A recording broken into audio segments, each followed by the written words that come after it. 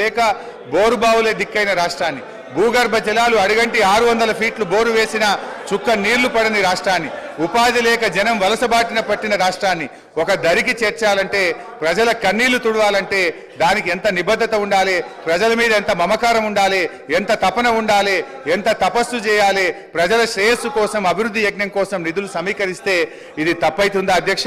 Capital ఎక్స్పెండిచర్తో ఇవాళ సంపద సృష్టించిన అధ్యక్ష, తెచ్చిన పైసలతో సాగునీటి ప్రాజెక్టులు కట్టినాం, పడావు పడ్డ బీడు భూముల్లో నదీ జలాలు మలిపినాం, నీరు పల్లె మెరుగు అని అవహేళన చేసిన ఆనాటి కాంగ్రెస్ నాయకులు నోళ్లు మూతపడేలా నీళ్లను ఎత్తిపోసినాం, విధ్వంసమైన చెరువులను పునరుద్ధరించినాం, చెరువులకు ప్రాజెక్టులను అనుసంధానం చేసినాం, నీటి నిల్వ సామర్థ్యం పెంచినాం, భూగర్భ జలాలు పెంచినాం, భూమికి బరువయ్యేంత పంట పండేలా చేసినాం, రైతుల గుండెల్లో ఎనలేని భరోసా నింపినాం, తాగునీటి కోసం బిందె మీద బిందె పెట్టుకొని మైళ్ళ దూరం నడుస్తున్న ఆడబిడ్డల ఆవేదన తీర్చినాం, నడింట్ల నల్లాలు పెట్టి శుద్ధి చేసిన నదీ జలాలను తాగునీరుగా అందించినాం, తెలంగాణ విద్యుత్ ఉత్పత్తి పెంచినాం, పంపిణీ వ్యవస్థల్ని బలోపేతం చేసినాం, నాణ్యమైన విద్యుత్తును ఉచితంగా వ్యవసాయానికి అందించినాం, కొన్ని రంగాలకు నిరంతరాయం, అన్ని రంగాలకు కూడా నిరంతరాయ విద్యుత్ సరఫరా చేసినాం, క్రాప్ హాలిడేలు పవర్ హాలిడేలు లేకుండా చేసినాం, రహదారులు బ్రిడ్జిలు భవనాలు జిల్లా కలెక్టరేట్లు మెడికల్ కాలేజీలు పాఠశాలల మీద క్యాపిటల్ ఎక్స్పెండిచర్ చేసినాం, తెలంగాణ ఉజ్వల భవిష్యత్తుకు బాటలు నిర్మించినాం.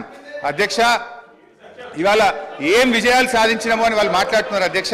ఇవాళ పంటల విస్తీర్ణం 2014-15లో 1,31,00,000 ఎకరాలు కాగా 2022-23 నాటికి 2,08,67,000 ఎకరాలకు చేరింది అధ్యక్ష. అంటే 59% పెరిగింది అధ్యక్ష. పంట దిగుబడి అన్ని రకాల పంటలు కలిపి ఆ రోజు 1,00,000 మెట్రిక్ టన్నులు. అధ్యక్ష అప్పులు తెచ్చి అన్ని బిల్డింగ్స్ కట్టామని చెప్తున్నారు, చాలా సంతోషం అధ్యక్ష. ఏం బిల్డింగ్లు కట్టారు అధ్యక్ష? సెంట్రల్ జైలు కూలగొట్టిండ్రు, పురాతనమైనది నిజాం నవాబ్ కాలం నాటిది అక్కడ హాస్పిటల్ కట్టిండ్రు అధ్యక్ష. అదే హాస్పిటల్ ఊరవతల కట్టుంటే పేషెంట్లకు కూడా మంచిగా ఉంటుంది అధ్యక్ష. పురాతనమైన జైలు కూడా అక్కడ ఉండేది అధ్యక్ష. అక్కడ ఎంజిఎం ఉంది, ఎంజిఎంలో సరిగ్గా స్టాఫ్ లేరు అధ్యక్ష. దాన్ని డెవలప్మెంట్ చేయకుండా కొత్త బిల్డింగ్ ఎందుకు కట్టారు, ఆ ప్లేస్లో ఎందుకు కట్టారంటే వీళ్ళకు పర్సంటేజ్ల కోసం కట్టారు అధ్యక్ష. ఈరోజు సెక్రటేరియట్ పాత భవనాన్ని కూలగొట్టారు అధ్యక్ష. అంత పెద్ద భవనాన్ని, అన్ని కోట్ల విలువైన భవనాన్ని కూలగొట్టాల్సిన అవసరం ఏముంది అధ్యక్ష? దాన్ని ఇంకొక గాంధీ హాస్పిటల్లో ఇంకొక నిమ్స్ హాస్పిటల్లో చేసి పేదవాళ్లకు హాస్పిటల్ని కేటాయించి ఈ సెక్రటేరియట్ బిల్డింగ్ ఇంకా ఎక్కడైనా కట్టుంటే అదే ఆస్తి కూడగట్టినట్టు. ఉన్న ఆస్తులను ధ్వంసం చేసి కొత్త ఆస్తులు కట్టుకున్నది ఎవరి కోసం? మీకోసం కట్టుకున్నారు, మీ పర్సంటేజ్ల కోసం కట్టుకున్నారు. ఈరోజు డబుల్ బెడ్రూమ్ ఇల్లు ఎక్కడా కూడా నిరుపేదలకు కట్టలేదు అధ్యక్ష. 100 సార్లు నేను సీఎం గారిని, గత సీఎం గారిని అడిగాను అధ్యక్ష.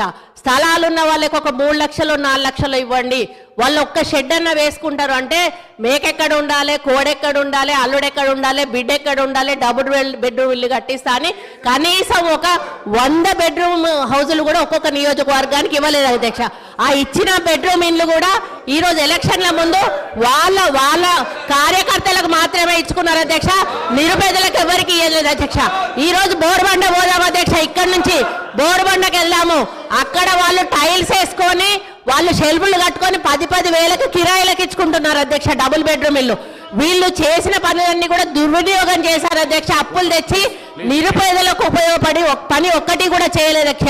స్కూళ్ళు డెవలప్ చేయలేదు, ఉన్న హాస్పిటల్ డెవలప్ చేయలేదు, హాస్పిటళ్లలో స్టాఫ్ను రిక్రూట్ చేయలేదు, విద్యా వైద్యాన్ని పూర్తిగా నిర్లక్ష్యం చేసిన ప్రభుత్వం ఏదైనా ఉందంటే తెలంగాణ ప్రభుత్వం అధ్యక్ష. మనం తెలంగాణ తెచ్చుకున్నది నీళ్లు, నిధులు, నియామకాలు. ఈరోజు నీళ్లు కృష్ణా జలాలను ఆంధ్రాకు అమ్ముకుంటున్నారు అధ్యక్ష. ఒక్కటి నేను అడుగుతా అధ్యక్ష, పక్క రాష్ట్రాలు అన్నప్పుడు ఫ్రెండ్షిప్ గా ఉండాలి అధ్యక్ష. సీఎం కేసీఆర్ కుటుంబం అయ్యో జగన్మోహన్ రెడ్డి ఇంట్లో భోజనం చేస్తారు అధ్యక్ష, జగన్మోహన్ రెడ్డి కుటుంబం వచ్చో సీఎం కేసీఆర్ ఇంట్లో భోజనం చేస్తారు అధ్యక్ష. వాళ్ళ వెనకాలనేమో కేటీఆర్ గారు వెళ్తారు అధ్యక్ష. మామూలుగా ఇద్దరు సీఎంలు కూర్చున్నప్పుడు తప్పకుండా వాళ్ళ చీఫ్ సెక్రటరీ వీళ్ళ చీఫ్ సెక్రటరీ ఉండాలి. ఇద్దరి సీఎంల మధ్యలో ఏం సంభాషణ జరిగిందన్నది ప్రజలకు తెలియదు అధ్యక్ష. ఇన్నిసార్లు వీళ్ళు కలిసినా కూడా వీళ్ళు ఏం మాట్లాడుకున్నారు అనేది ప్రజలకు తెలియదు అధ్యక్ష. మళ్ళీ వచ్చినాక ఆంధ్ర మీద బయట తిడతారు అధ్యక్ష, లోపల మాత్రం భోజనాలు చేసుకుంటారు. కేటీఆర్ గారు ఏం మాట్లాడుకున్నారంటే వాళ్ళేదో అభివృద్ధి గురించి మాట్లాడుకుంటున్నారు, నాకు సంబంధం లేదని వచ్చి ఈయన ప్రెస్ ముందర చెప్తాడు అధ్యక్ష. ఈ రోజు సెంట్రల్లో నీటి వనరుల గురించి మీటింగ్ పెట్టినప్పుడు ఎంతమంది ఇక్కడ నుంచి పోయారు, ఎవరెవరు పోయారు, ఎప్పుడు సీఎం పోయారు, అదొకసారి చెప్పమని అధ్యక్ష. ఈరోజు కేంద్రాన్ని ఎందుకు బద్నాం చేస్తున్నారు అధ్యక్ష? ఈ రోజు మోడీ గారితో మీరు సత్సంబంధాలు ఎందుకు పెట్టుకోలేదు?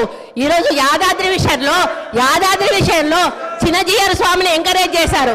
ఈ రోజు ఆయన ఎక్కడో ఒకటి కట్టుకుంటే అక్కడ మోడీని పిలిచిండని ఈ రోజు మోడీని పక్కకు పెట్టేసి మోడీతో సంబంధాలు లేకుండా సెంట్రల్ ఫండ్స్ తెచ్చుకోకుండా ఈ రోజు కేంద్రం ఇవ్వడం లేదని బదనాం చేయడం తప్ప అధ్యక్ష.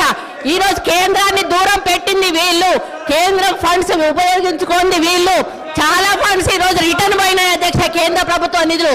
దాని వైఫల్యం పూర్తిగా గత ప్రభుత్వందని నేను చెప్తా ఉన్నాను అధ్యక్ష. దయచేసి ప్రగల్భాలు పలగకండి.